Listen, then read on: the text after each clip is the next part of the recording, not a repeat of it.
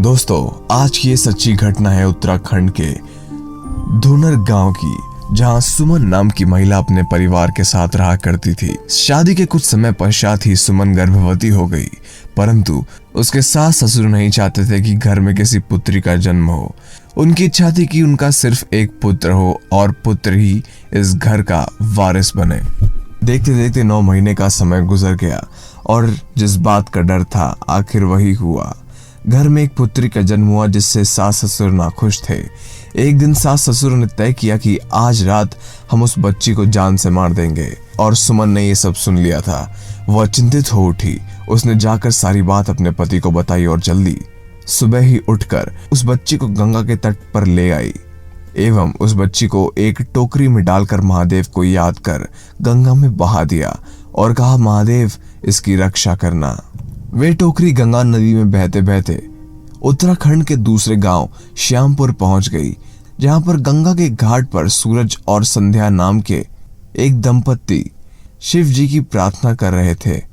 उन्हें संतान प्राप्ति नहीं हो रही थी। तभी उन्होंने देखा कि एक टोकरी उनकी तरफ बढ़ती हुई आ रही है। उन्होंने उस टोकरी को पकड़ा तो देखा कि उसमें एक बच्ची रो रही है। उन्होंने बच्ची को गोद में ले लिया और एक दूसरे से कहने लगे कि उनके माता पिता की क्या मंजूरी रही होगी। एक बच्ची को इस तरह से बहा दिया। एक ने कहा कि शायद महादेव का ही प्रसाद है जो उन्होंने हमें एक संतान की प्राप्ति करवाई।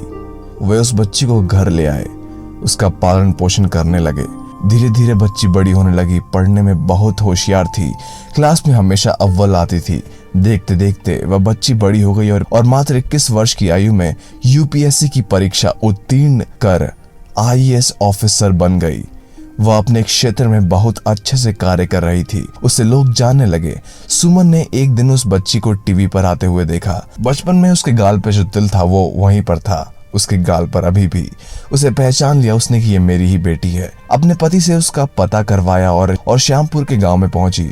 उसने उस बच्ची को सारी हकीकत बताई, सूरज संध्या को सब कुछ बताया कि किस प्रकार उसने और उसके पति ने उस बच्ची को टोकरी में गंगा में रख के बहा दिया। सुमन की सारी बात सुनकर उस बच्ची को बहुत गुस्सा आया कि उसके माँ बाप उसके साथ ऐसा कैसे कर सकते हैं, उसे ऐसे कैसे छोड़ सकते हैं। सुमन चाहती थी कि उसकी बेटी उसके साथ वापस आ जाए, परंतु उसने मना कर दिया। घर पहुंचकर सुमन ने अपने सास ससुर को सारी बात बताई।